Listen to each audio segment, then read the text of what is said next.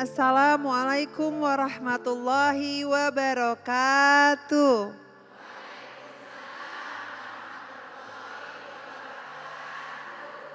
Selamat datang dalam program Kajian Hati bersama Ustadz Hilman Fauzi dan saya Fairuz Arafik yang akan menemani para jamaah dan juga pemirsa di rumah. Dengan tema kita kali ini menjemput rezeki dengan iman untuk berkah dalam kehidupan. Ustadz, gimana nih kira-kira nih Ustadz agar kita bisa menjemput rezeki dan mendapat keberkahannya Allah? Silahkan Ustadz. Bismillahirrahmanirrahim. Assalamualaikum warahmatullahi wabarakatuh.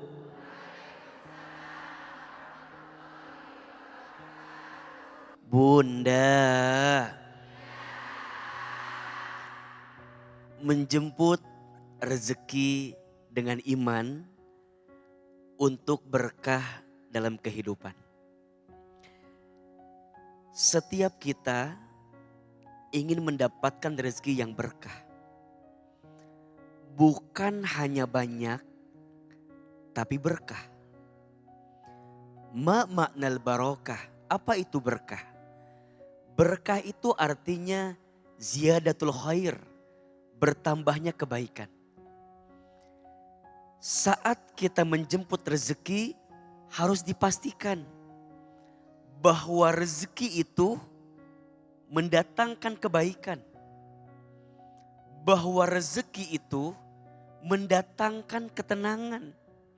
Sampai pada akhirnya dengan rezeki itu menjadi jalan agar kita kelak masuk ke dalam surganya Allah Subhanahu wa ta'ala. Jangan pernah mengambil yang haram.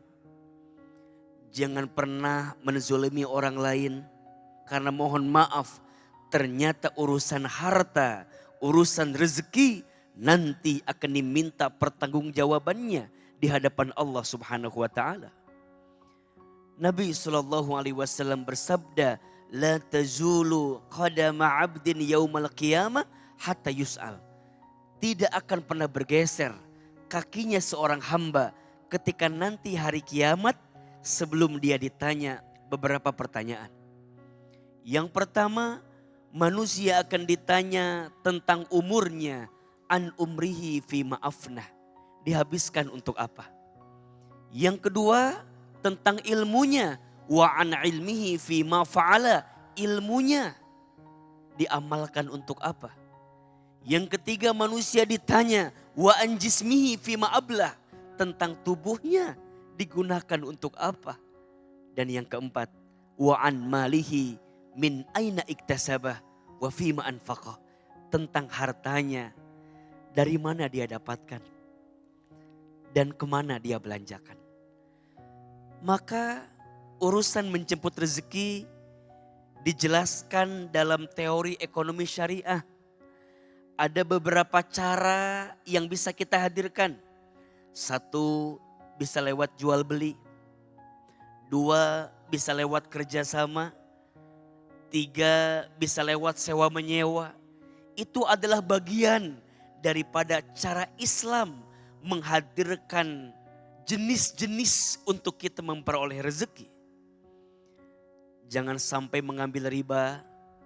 Karena Allah Subhanahu wa ta'ala menyampaikan, wa ahlahul bai'a wa harramar riba. Allah menghalalkan jual beli dan mengharamkan riba. Kemudian nanti ada kerjasama. Di dalamnya ada syirkah yang bisa kita hadirkan. Ada yang namanya mudharabah akadnya. Kerjasama yang satu pihak punya modalnya, yang pihak lain mengelolanya. Ada yang kedua namanya musyarakah, yang dua-duanya andil punya modal. Ada yang modalnya sama, ada yang modalnya sebagian, ada yang modalnya berbeda. Dua-duanya menghadirkan modal. Ada yang ketiga muzaraah, ada yang keempat musaqah, itu urusan di pertanian biasanya. Ada yang punya lahan, ada yang ngelola. Ada yang punya lahan, ada yang ngelola, ada yang mengairi. Itu semua pola kerjasama yang dihadirkan dalam Islam sebagai bentuk bahwa Islam memperhatikan urusan ekonomi. Al halalu bayyinun wal haramu bayyinun. Yang halal itu jelas, yang haram itu jelas. Maka saat menjemput rezeki, pastikan berkah rezeki kita. Karena ternyata rezeki yang kita bawa pulang akan mempengaruhi kehidupan kita. Rezeki berkah membuat badan sehat. Rezeki berkah membuat hati tenang. Rezeki berkah membuat anak kita soleh dan soleha. Rezeki berkah mempercepat dikabulkannya doa. Dan rezeki berkah akan mengantarkan kita ke dalam surga. Ada satu doa yang Nabi ajarkan agar kita diberikan keberkahan dalam urusan rezeki. Ini doanya dibaca setiap hari Jumat ba'da asar. Bismillahirrahmanirrahim. Allahumma kfini bihalalika an haramika wa aghnini bifadlika amman siwaka. Ya Allah, cukupkan aku dengan yang halal dan jauhkan aku dari yang haram. Dan kayakan aku dengan karuniamu daripada aku bergantung kepada selainmu. Amin.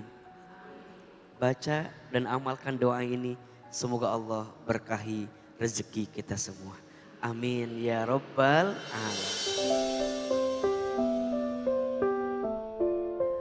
Kajian hati. Tenangkan. Bunda. Ada yang mau nanya lagi nggak nih? Ada banyak nih, banyak ya. Silahkan. Assalamualaikum warahmatullahi wabarakatuh. Waalaikumsalam warahmatullahi Eh, wabarakatuh. Nama saya Divia. Ustadz, saya meminta sedikit pencerahan atas keadaan hidup yang sedang saya alami saat ini. Singkat cerita, saya tumbuh besar di keluarga yang memang dari awal tidak utuh, dari bayi. Kemudian sebagian besar hidup saya diurus oleh ayah saya hingga saya dewasa.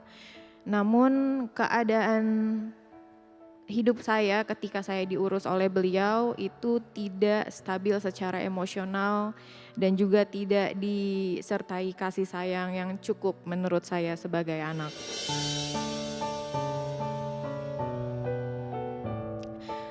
Singkat cerita, saya akhirnya tumbuh menjadi pada saat itu remaja yang labil dan mungkin banyak salahnya juga di masa lalu, kenakalan remaja dan lain-lain.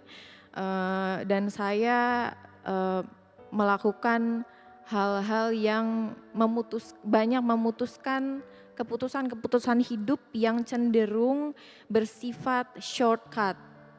Contohnya ketika saya umur 19 tahun, saya berpikir bahwa lebih baik saya menikah saja daripada saya harus hidup bersama ayah saya yang cenderung melakukan kekerasan dalam rumah tangga. Akhirnya dari keputusan-keputusan ceroboh itu saya menikah dengan laki-laki yang umurnya sangat jauh di atas saya, 10 tahun kurang lebih. Dan sayangnya pernikahan itu tidak berlangsung lama karena ketidakcocokan. Hanya berlangsung 3 tahun. Singkat cerita, alhamdulillah saya dikaruniai 1 orang anak. Dan setelah bercerai, hak asuh saya berikan kepada mantan suami saya karena pada saat itu saya baru bercerai di umur saya yang ke-22 tahun.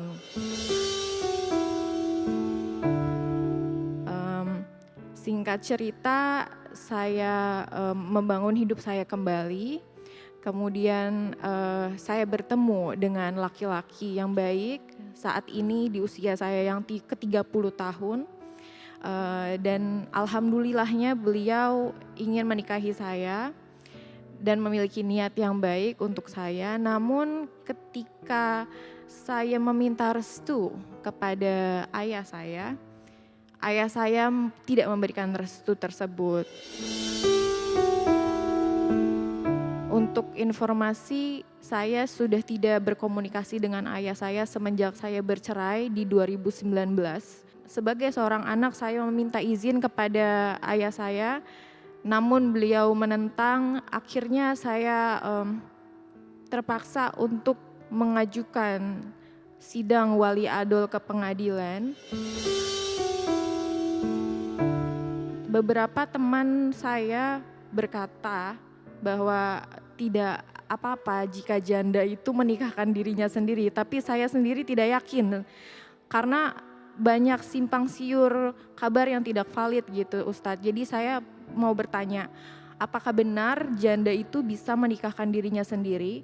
Dan yang kedua, sebagai seorang anak yang berkali-kali selama bertahun-tahun diberikan trauma-trauma hingga saya ada di titik benci kepada ayah sendiri dan saya ingin men-cut off dia dari hidup saya selamanya.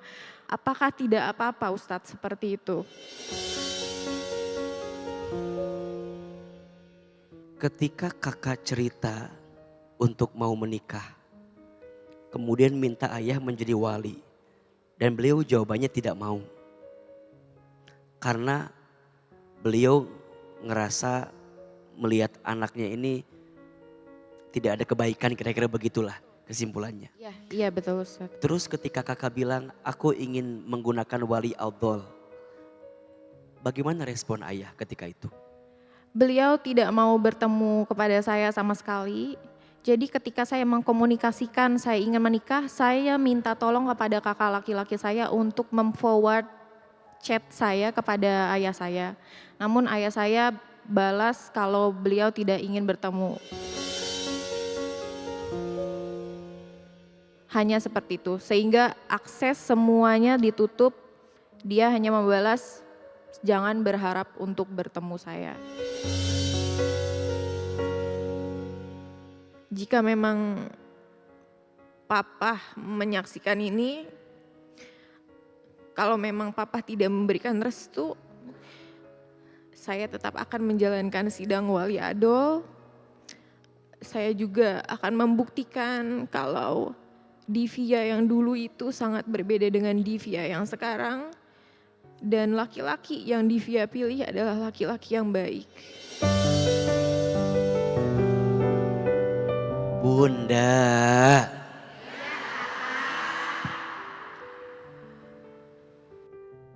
bicara hubungan anak dengan orang tua adalah hubungan yang seharusnya menjadi hubungan yang paling dekat dan paling erat. Maka kadang kita jadi belajar bahwa luka yang datang dari rumah adalah luka yang sulit untuk bisa kita lupa. Rumah yang seharusnya tempat yang ramah, tapi ternyata rumah menjadi tempat memendam setiap amarah karena luka yang pernah dihadirkannya. Tapi bagaimanapun keluarga adalah harta yang paling berharga. Ahilman selalu menguatkan kita semua. Sesakit apapun rasa sakit kita di keluarga, belajar untuk menyiapkan ruang memaafkan orang tua kita. Mungkin sulit, mungkin tidak mudah, tapi ruangnya harus tetap ada. Kalaupun mau benci, benci kelakuannya. Jangan benci ayahnya. Kalau mau kesel, kesel dengan kesalahannya. Jangan kepada ayahnya. Karena bagaimanapun di tubuhmu ada darah beliau. Tentang urusan perwalian, pertama, la nikaha illa biwaliyin wa syahidai. Tidak sah sebuah pernikahan jika tanpa ada wali dan 2 saksi yang mumpuni. Begitupun perempuan, la tujawwiju imra'ata bi imra'atin wa la tujawwiju nafsaha. Tidaklah bisa menikahkan seorang perempuan dengan perempuan. Dan tidaklah seorang perempuan bisa menikahkan dengan dirinya sendiri. Artinya wali harus ada. Dan nanti wali utama bagi seorang perempuan siapa? Ayah. Kalau ayah tidak ada, maka nanti masuk wali-wali selanjutnya. Ke atas ada kakek, ke samping ada saudara laki-laki, kemudian nanti terus sampai kemudian ada paman, sampai kemudian nanti ada uwa, sampai nanti kemudian ada ponakan laki-laki. Jika tidak ada, maka kembali kepada wali hakim. Beliau bertanya tentang wali adhal. Ma maknal adhal? Adhal itu artinya enggan atau tidak mau. Artinya seorang wali yang tidak mau menikahkan anaknya. Padahal walinya ada. Maka izin seorang ayah yang tidak mau menikahkan anak perempuannya. Padahal anak perempuannya sudah punya pasangan yang baik, pasangan yang soleh, pasangan yang cukup dan mampu untuk menikah. Maka seorang ayah yang tidak mau menjadi wali ketika itu termasuk perbuatan zalim untuk ayahnya. Maka kemudian anak perempuan mengajukan wali adhal. Maka diperbolehkan nanti yang jadi walinya adalah wali hakim. Kembali kepada pengadilan agama dan itu diperbolehkan. Tapi rasanya sebelum kita loncat jauh kepada orang lain, coba dikomunikasikan pelan-pelan. Coba diperbaiki pelan-pelan. Coba dijahit lagi hubungan kita sama orang tua kita. Kadang dalam pernikahan yang kita butuhkan doa dan restu. Mungkin pernikahannya sah, tapi pertanyaannya berkah atau tidak. Mungkin pernikahannya sah, tapi kira-kira ada kebaikan tidak? Maka jika masih bisa dikomunikasikan, jika masih bisa diperbaiki, rasanya jangan langsung loncat kepada wali hakim yang lain. Coba komunikasikan dengan wali yang seharusnya ada di keluarga kita. Sehingga nanti pernikahan ini bukan hanya tentang sah, tapi juga berkah. Karena bagaimanapun ridhonya Allah tergantung ridho orang tua. Dan murka bencinya Allah tergantung murka benci orang tua. Coba pelan-pelan bicara sama ayah, pelan-pelan bicara sama keluarga besar. Mungkin Iya, Ustaz. pinjam lisan kakak biar disemangati. Atau izin kalau bisa calonnya diajak juga. Mungkin pas udah lihat calonnya mah agak luluh sedikit. Mungkin tunjukin ke ayah kalau ini calon yang terbaik. Aku pengen mengobati trauma karena kegagalan yang kemarin. Baik Ustaz, terima kasih banyak. Semoga lebih terbuka dan ada jalan yang lebih baik. Amin. Amin. Ya Rabbal Alamin. Jujur sedih Kak, karena bagaimanapun itu hari bahagia kita ya, yang hopefully itu menjadi yang terakhir kali. Tapi balik lagi kadang ada sesuatu hal yang tidak bisa kita kontrol, jadi yang bisa saya lakukan adalah menerima kenyataan bahwa memang seorang ayah saya belum bisa hadir di situ menjadi wali.